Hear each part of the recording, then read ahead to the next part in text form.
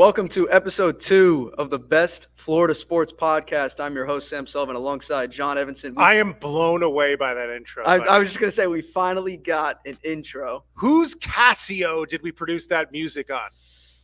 No comment. No comment. Whose Casio watch did we? Now I'm going way back to the 80s. You're going way back. You're going before my time. You're going before my time. I got to tell you, we got to start.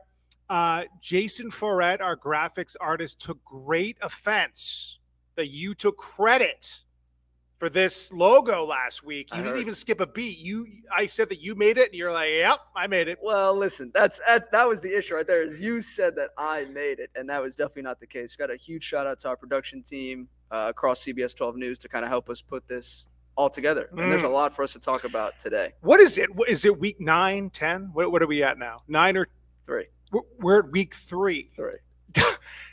Does it not seem like it just seems like we've been through like a season already with everything that's happened here? Yeah, it's been a lot. And there's heavy stuff. Yeah, and another big headline coming out of Thursday's game. Well, before I mean, everyone knows, but I mean, Sam, think about this. Like, as a Dolphins fan, how often do Dolphin fans get to actually just look ahead to the next game and, look at this matchup and what could happen in this game? Who might win? Of course we're doing that, but 3 hours before kickoff of game 1, Tyreek Hill gets put into handcuffs outside of Hard Rock Stadium. Calais Campbell drops in to see what's going on. Nicest guy we know. Handcuffs there too. Okay, fast forward. You go ahead. I mean, everyone knows now, unless they've been living under a rock, we finally thought we'd be able to turn the page on that and start enjoying some football. And then third quarter, just that crazy play. Tua runs up the middle, picks up a nice first down, and then right then it's just a theme that we've seen with him for now the third time in his NFL career, suffers a concussion, and it did not look pretty at all. Instantly you knew. I was up in the press box watching that game. People were already, hum and drum about how horrible the game had been from a football perspective so far, and we'll get into that.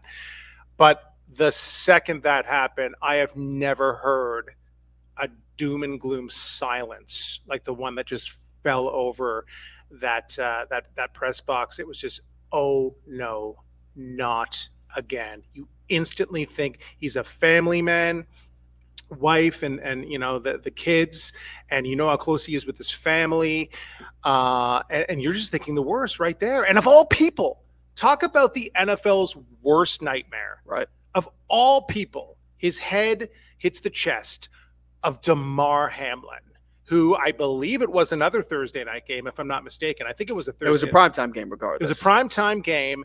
Suffers cardiac arrest on the field. We all know about Damar Hamlin. He actually said before this game he wanted to be known for something other than that, and that's not what he meant. Okay, right. He did not want to be now a part of the question of whether or not Tua's career is over, which it certainly is not. But it's a discussion people are having right now. Yeah, I mean, a lot of people want him to retire and step away from the game and focus on his family. And he said earlier in the week that, he doesn't really have that intention. There's been progress made on his, recovery so far.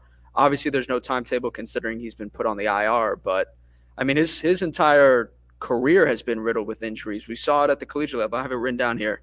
Hip injury, concussion, broken nose, finger fracture, a patella sprain, a quad strain, and then an ankle sprain. I mean, he's dealt with injuries nonstop, and he's never stepped right away there. From the game. Another diagnosed concussion in college as well, making it four altogether diagnosed concussions. Yep. Yeah. And with the development of CTE and the studies that they've been doing with that, I mean, it's just there's reasons why they want him to step away from the game. It's because they realize the long-term effects that this will have on him. Well, here's what I will say about that is that a lot of people do have strong opinions on what Tua Tagovailoa should be doing, and Mike McDaniel did touch on this as well, saying this is his career, this is his life, this is his family. He's the guy who's seeing the neurologists. Quite frankly, he's right. No one knows all of a sudden everyone is an expert on concussions, but no one really truly knows what Tua is being told by these neurologists, what they're finding about, in his latest scans and stuff like that. And We talked to Dave Hyde a little bit later about this, who's the Sun Sentinel columnist. He told me that he's spoken to some neurologists who don't necessarily think that there's proof that the more concussions you get, the more susceptible you are. It's more about the brain scan and stuff like that. So I have confidence that Tua Tagovailoa is going through all the motions here, and that he will be given sound advice. And it's going to be a waiting game for us. And of course, he was put on IR. He was put on injured reserve. Right. I forget what day it is here on Tuesday, I guess. So Skylar Thompson, Wednesday at practice, it's his team. Tua, according to the players, was involved in the walkthrough this week, and so he's still heavily involved with the team. But we just don't know yet. 4 weeks. At the very, he'll miss 4 games for sure at the minimum. Yeah. So it's gonna be interesting to see what this team looks like moving forward. Just startling to see what we saw on the field there, and then suddenly we have Seattle coming up. Yeah, it's gonna be a big test, and like we said, it's a much different looking team. And said he spoke to Mike McDaniel about what this team's gonna look like, what's next, and. Yeah, so Skylar Thompson is the guy now, and that's not ideal for any Dolphins fan, but it is a guy who has similar motivations. He got choked up when he was talking to the media on Wednesday about this opportunity that he has. He's highly respected by the offense. They have faith in him, as does Mike McDaniel. And here is what is the Mike McDaniel clip? Is it on Tua Tagovailoa or Skylar? I believe it's on both. Okay, so Mike McDaniel is talking here about why it was best to put Tua Tagovailoa on IR at this point in time. For a month's time, there's no timelines. And I always say that, but I'm not sure if people quite understand. Like, if you set a timeline based upon the information you have today, how much of whatever goes on is fulfilling the prophecy of that timeline?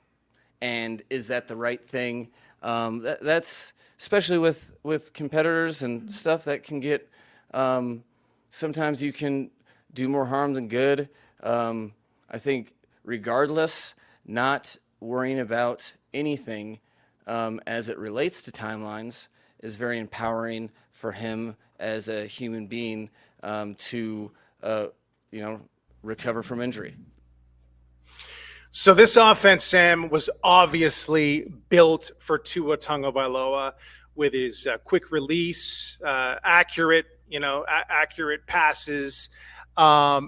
This offense was not built for Skylar Thompson. There are definitely going to have to be adjustments that head coach Mike McDaniel makes, and potentially the running game will have to get into the mix here, which is good news because you saw Achane, and that was the one bright point. Yeah, I mean, he had a huge performance, 96 rushing yards, 69 receiving yards, a touchdown. We're definitely going to need a lot out of him. But the biggest thing that Skylar Thompson needs to do is just get the ball in the hands of his playmakers. I mean, he's got playmakers all around him. Tyreek Hill, Jalen Waddle, Devon Achane. Hopefully, Raheem Mostert, hopefully he's able to play this week. If not, still got Jeff Wilson Jr., got Jonnu Smith as a tight end. He's got the weapons. So it's just a matter of the offensive coordinator being able to give him quick plays, easy routes, don't complicate things, and just get the ball in the hands of these stars. That's why you paid Tyreek Hill. That's why you gave him the extension. That's why you paid Waddle. I mean, Tua isn't the only guy who got the big contract. That's right. So those two, Jalen Ramsey on the defensive side, these guys have to step it up more than ever and earn the money that they were given, and bring this team maybe 2-2 through this Skylar Thompson scenario here, who, by the way, was really emotional because I don't know if you know his backstory. His mom passed away when he was 6 years old of breast cancer, and his dad and him and his siblings really, really close. And he talked about how he called home and they were all in tears and stuff, that he's getting this opportunity. He doesn't want Tua to be going through this either, but that's what Skylar Thompson's role is, to come in situations like this. Dave Hyde of the Sun Sentinel, he's always I don't want to say Mr. Negativity, but he tells it like it is. So I tried to pick his mind about where he thinks the Dolphins are at this point without Tua Tagovailoa until at least week 8. Now by Sun Sentinel columnist, longtime Sun Sentinel columnist, Dave Hyde. Dave, I say that because you're in your 4th decade of covering the Dolphins now. I'm in my, I think, 11th or 12th year. But I think 60% of that has been covering things other than, what's ahead or the opponent ahead or what's on the field. There's always something bigger. And there's always something surprising. These first 2 weeks, you got the Tyreek Hill episode, and now we're into the Tua concussion and all that. And you thought it'd just be about football, but it's not. Well, you have been warning people, especially leading up to this season, I think, about the suspect, let's say, construction of this team from Chris Greer's aspect. Just too many things could go wrong, in your opinion. Everything had to go perfect. And this is hardly, it would be wildly inappropriate for you to gloat at this point in time because of all the horrible things that are going on with Tua. But this is a good example of the most, one of the biggest nightmares of things that could go wrong. Yeah, to me, in my job, the thing that's fun to cover is excellence. Great teams, winning teams, the Heat winning the title, the Panthers winning the Stanley Cup. That's fun. And so I keep waiting for the Dolphins to get their act together. And they're in this 6-year rebuild where they tanked and hired Brian Flores and let go of Brian. McDaniel comes in, a lot of fun on the offense. But the window's closing already on them, and you see the roster construction and the costs. Wilkins is gone, and they had to bring in. They have the oldest roster in the league because they couldn't afford to fill in some holes, and so their time to win's now. And now the one big concern about Tua was his health when he was drafted, and here it keeps rearing up its head again. And so here we are. You got to deal with the facts sometimes. I know you've spoken to a lot of neurologists, even back like in 2022. That was the story when he suffered as many as 3 concussions in that season. I know this week everyone sort of thinks they know everything about concussions, but what have you learned that could help shed some light on how we should be thinking at this point in time about Tua? Well, I learned that there's no line of if he has this many concussions, or if it's a one neurologist said every concussion is like a snowflake. They're all different, and you got to handle them differently and treatment differently. And the number one thing they all say, there at some point there is a line of, okay, that's too many concussions. But they all say, the ones I've talked to said, why is it so loud around Tua to retire? And I think part of that is the dramatic nature of his concussions. The fencing poses, they're on national TV.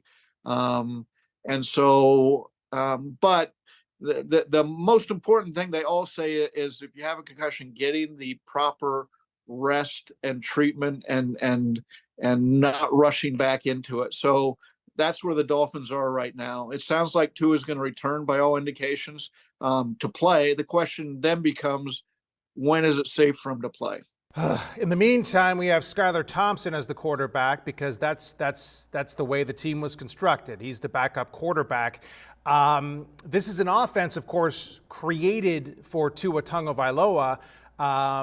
Is Skylar Thompson, from what you've seen, a guy who could come in and have some success here over the next, 3 or 4 games? Well, he didn't play all last year, and he played in the preseason, some up, some down. But the larger point is this: Mike McDaniel and Chris Greer decided February, this is the guy, him or Mike White, they were comfortable with him being the backup. This was their decision. It wasn't like they got backed into this, and everybody knew how important the backup role. I talked with Jimmy Johnson, and he says that the backup quarterback's the second most important player on any roster in the NFL because it might, 3, 4, just situation, the season might fall to him for a while. And so, is he the guy? Well, we're going to find out. The Dolphins didn't exactly look great before the injury against Buffalo. They looked pretty awful on offense, to be honest with you. Tyreek and Waddle were shut down. Achane was huge, so that might be big with Seattle. They gave up a lot in the run game to the Patriots over the weekend.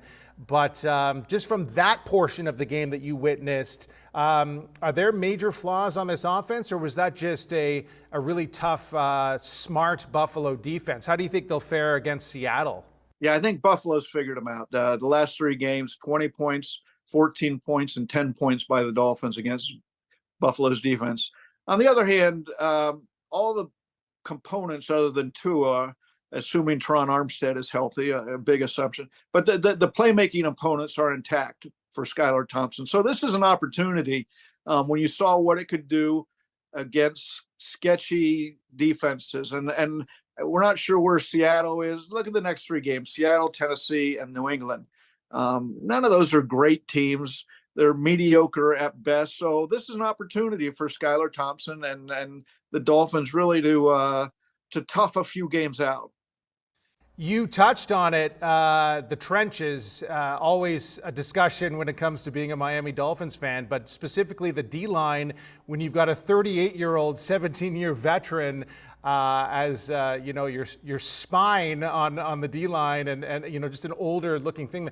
Is there enough experience behind them to be able to hold up if, you can't put Calais Campbell out there for every play for the rest of the season. I just can't see that happening. Yeah, Buffalo ran 49 yards right through what I call the Christian Wilkins hole. And the Dolphins signed a lot of guys on the defensive line this offseason, hoping a couple of them would emerge. And so far, none of them really have. So while you got Zach Seiler and you got Calais Campbell, there's not a lot behind them. And over a 17-game season, that could be a problem. What are the chances that Connor Williams and Jerome Baker make a big play on Sunday and make us feel even worse? Well, I mean, there's also the Geno Smith, the local factor, the quarterback. I don't know. They're it's so early in the season and teams are still trying to feel out who they are. I tend to think the Dolphin offense the playmakers will figure out, just like they did last year, to get going. Now you got Skylar Thompson. That's a new component. But, the season isn't dead. They got to get tough. They got to get more disciplined without Tua. And so, this is an opportunity for them. How great would a win be in Seattle, man? That would just wash away all these worries, at least until Monday morning. Thank you so much, Dave Hyde. Thanks, John. Good being with you. All right, so that was just before I did that interview with Dave just before the Dolphins signed Tyler Huntley off the Baltimore Ravens practice squad. Of course, Lamar Jackson's back up there, so he's worked with him. He's excited. He's a South Florida kid, and of course Tim Boyle, the other backup QB. God forbid if Skylar Thompson were to go down, which he's not going to. He's going to win this week. That's right. And it wasn't just the offense that had a poor performance last week. I mean, that defense, as Dave Hyde mentioned, that 49-yard touchdown by James Cook. He had 3 on the game total. It wasn't a strong performance all around. It wasn't just on Tua. He had the 3 interceptions, but I'll tell you, did you see Jalen Phillips was not happy with his game, and he opened up his heart on social media a couple days ago. Unbelievable, talking about his mental state. When he has just even not that great a game. He says he gets so low and it's hard for him to snap out of it. So he shared it to help others who have similar problems, but he took it so to heart that he just did not like the way he played or the unit played. And if you think that these guys, want to go in there and lose games like this, you're absolutely wrong. So I'm going to see some motivation heading to Seattle. The defense, the Dolphins defense against the Bills had no sacks, no picks, no QB hits, and just 3 passes were deflected. Josh Allen hardly had to beat Josh Allen in this game. Part of all this was just Buffalo being really smart and having a great plan. They just have the Dolphins' numbers, but we're going to have to definitely see a better defensive performance in Seattle. Yeah, and one of the bright lights of our Dolphins game against the Bills, as we mentioned earlier in the show, was Devon Achane. I mean, I wish his name was still A-Chain. It was for the first few weeks. It was, and then he's like, "Listen, guys, you got to call me A-Chain." We're like, we can't say unleash the chain and all that. But, regardless of what it is, I mean, he still had a killer performance. Amazing. Yeah, huge game and almost 100 yards.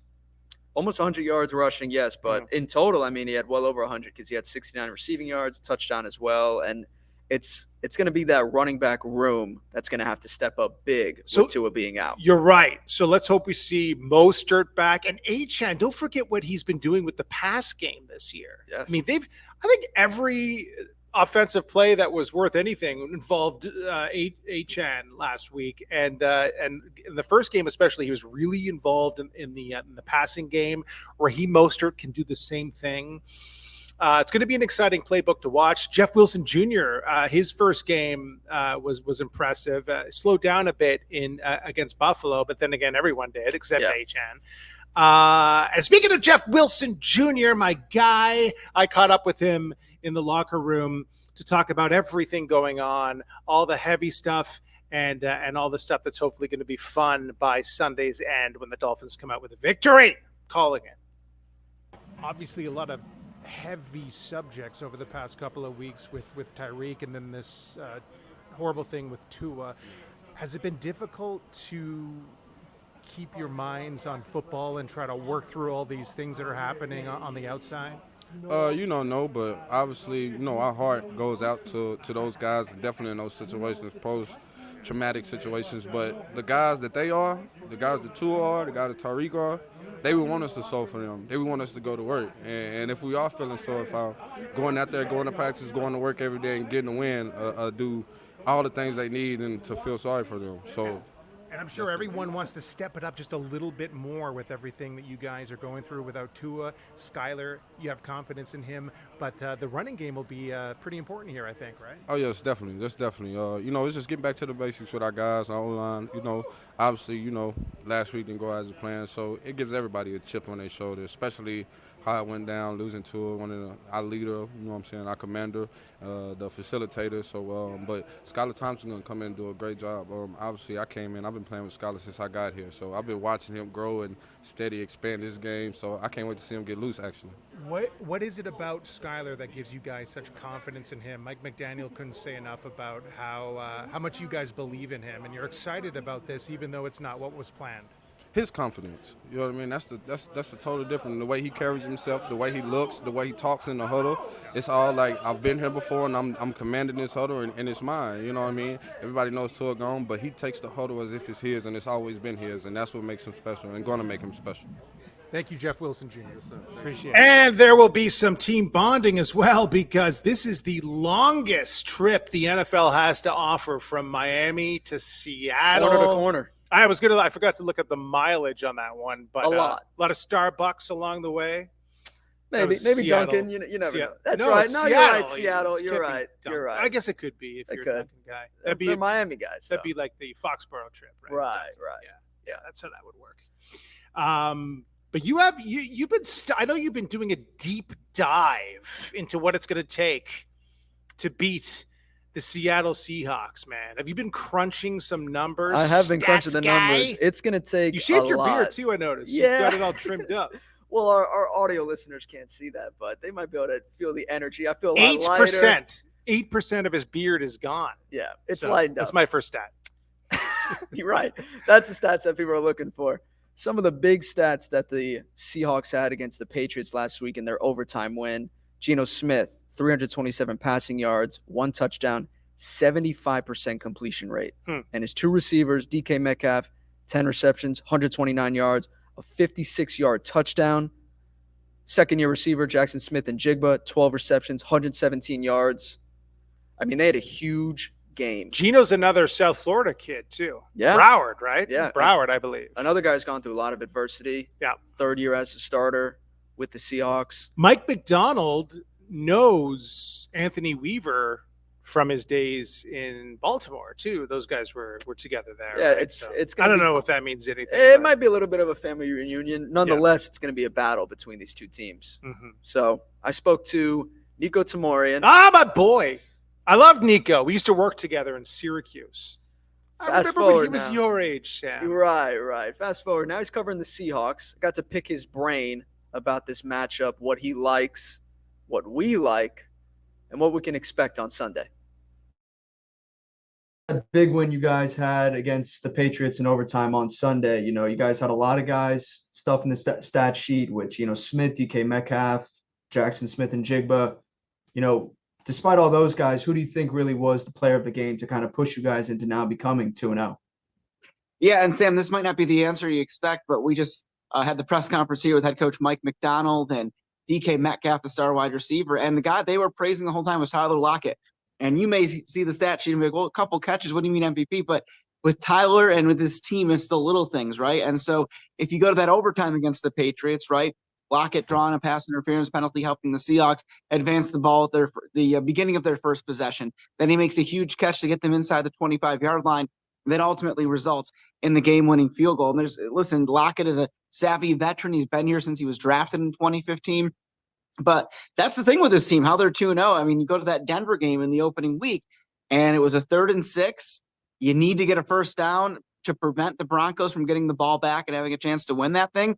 And Tyler Lockett makes a one-handed catch to seal it. So there's something about that clutch nature. But again, the team was just raving about the way that Lockett played, and certainly in that overtime, whether it was the big catch or the pass interference. And the thing about it, you have to remember, this is a whole new look offense, okay? Ryan Grubb, first time as an NFL offensive coordinator, coming across down from the Washington Huskies, where he led that team, or at least helped lead that team to the national title game. And you're seeing some of those same ideas over here where, boy, oh boy, it can be a different person that hurts you every single week. I mean, you mentioned the stats for Jackson Smith and Jigba and DK Metcalf, but at any given day, I mean, Geno throwing it around for 327 yards.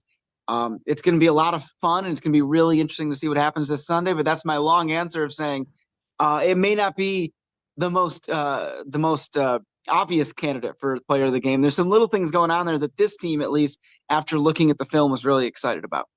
Now that kind of segues into my next question. You know, what do you think it takes for this team to kind of win each week? Is it more of these bigger performances that, you know, we kind of just mentioned with DK, Geno, and Smith and Jigba, or is it that leadership from, you know, Tyler Lockett, that veteran experience, as well as, you know, this new coaching staff coming together? Which one do you think has more weight as they go, you know, throughout the season? Yeah, and that's actually, it's funny you asked that, because I asked DK Metcalf a similar question just a little while ago. And to a person, and including DK, they say it's that leadership. It's that ability that it is the NFL. You're not often going to see a blowout. They happen, but most games are going to be pretty close. What's the old saying go? They all drive sports cars and whatnot. They're all pretty good to be at this level, right? So when you get to this point, I think it comes down to leadership. And thankfully, the Seahawks have great leadership. And it's been really cool for us because, you know, it is the first new head coach, right, in 14 years. Pete Carroll was here for so long.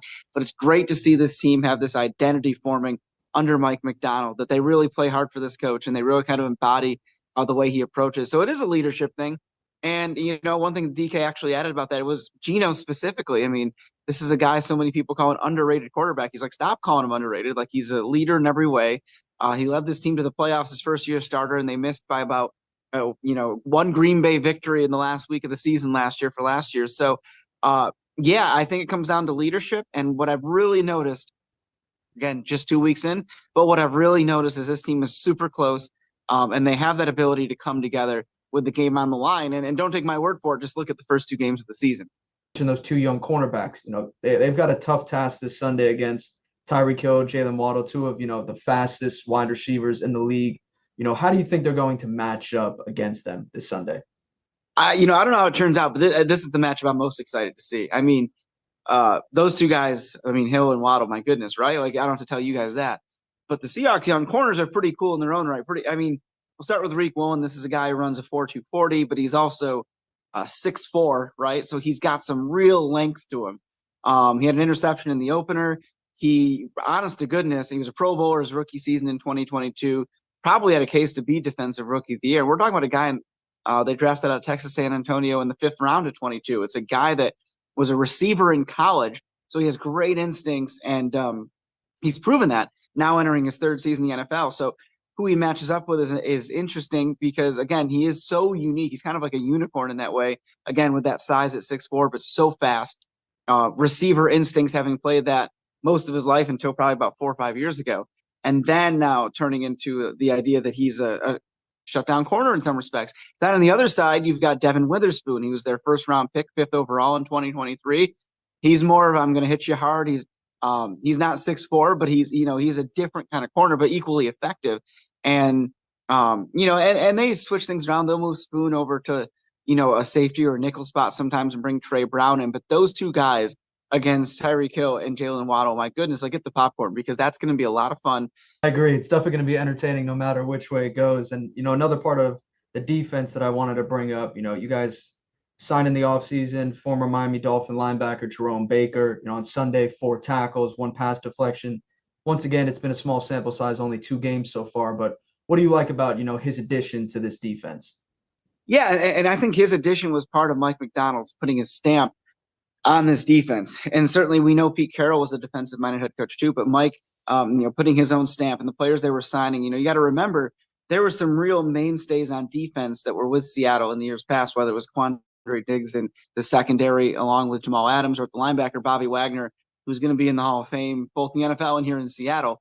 And now he's with the Commanders. So you're talking about filling not just a void on the field, but also in the locker room as far as a leadership perspective is concerned. But I think that shows you how Coach McDonald feels about Jerome. And I think that we've seen that. And again, stats are one thing. It was nice to see some of that. But I also think it's, we talked a minute ago about how everybody was calling Mike McDonald the scientist out there, right? The things he's coming up with and cooking up with. Well, you have to be able to execute that, right? And I think that the idea that they had the confidence in Jerome to sign him to that, incredibly important role in this defense, and so far he's been able to deliver, I think it's really impressive. And so I think, one of the things when you get to week 3, you're not sure what's trends and what's actually going to be something that's permanent, but I think that's something that's going to be exciting to see how it develops forward. But so far, you have to love the faith and the trust they're putting in him, and so far B, the results on that as well. And the last question I have for you, not to really show any bias, obviously I just mentioned cover the Seahawks. What score prediction do you have for this game? Oh, yeah. I think that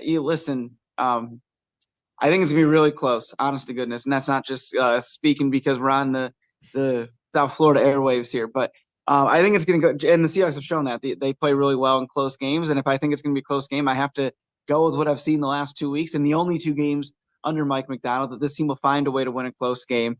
I was only 1 point off last week. I said 24-20. They won 23-20. So I'm tempted to say 24-21, but I think there's going to be a few more points than that. That Dolphins offense is pretty electric. So I'm going to go with 28-24 Seahawks in this one. And listen, I will not be surprised if Miami wins. They're also very talented, but I've just seen something from these Hawks in a game that I already think is going to be close. They've shown a way to win these close games. All right, 28-24. And if it's 27-24, I'll just know you're always going to be 1 point off. Well, I'll have to predict 4-point games for the rest of the season, right, Sam? Yeah, right. There you go. So good to see Nico. I bought him that suit. That was the first suit. Really? I bought him 15 years ago. It's good to Still see fits. he's getting wear out of it. Yeah. No, I'm kidding. It's good. He's a good. He's not a kid anymore, though. No. His voice has changed. Yeah. Thank you, Nico. Smart guy, though. He knows what he's talking about. That taught us a lot about what we should have. How about a prediction from Sam Sullivan? This is going to be a big game here, obviously. I'd say Skylar Thompson has to go 2-2 over the next 4 games, keep the Dolphins at 500 until Tua hopefully comes back. What do you think is going to happen in Seattle? Well, one stat I'll give you before I go into my prediction is since 2020, Dolphins backup quarterbacks are 2-7 as starters. I think Skylar's going to make that record 3-7. Ooh. Coming with a big win. I think it's going to be the same score that the Seahawks had in their win over the Patriots. I think it'll be 26-20. Okay. 26-20 Dolphins. It's a hot take. I agree. You know what? I think Skylar Thompson, he has all that experience at Kansas State. Wait, he was there 6 years or something. He has a lot of experience in big games. He's played a lot of football. He's played a lot of high-end football. And I think that combined with Mike McDaniel's offensive adjustments that he obviously has to make, and just the tear that Achane is on, I could see a victory in Seattle as well. I'm going to revert. What did Nico say? 28-24 Seahawks? He did. I'm going to say it's a 28-24 Miami Dolphins victory. Very significant victory. Coming home, making people feel a lot better of where the Dolphins are this season. Of course, we're all still thinking about Tua Tagovailoa and his family. And my gosh, I just hope everything he's finding out from these neurologists is good news, something that he could, get to the point in a couple of weeks where he feels comfortable coming back. It's the only thing that we can pray for right now, that his long-term health.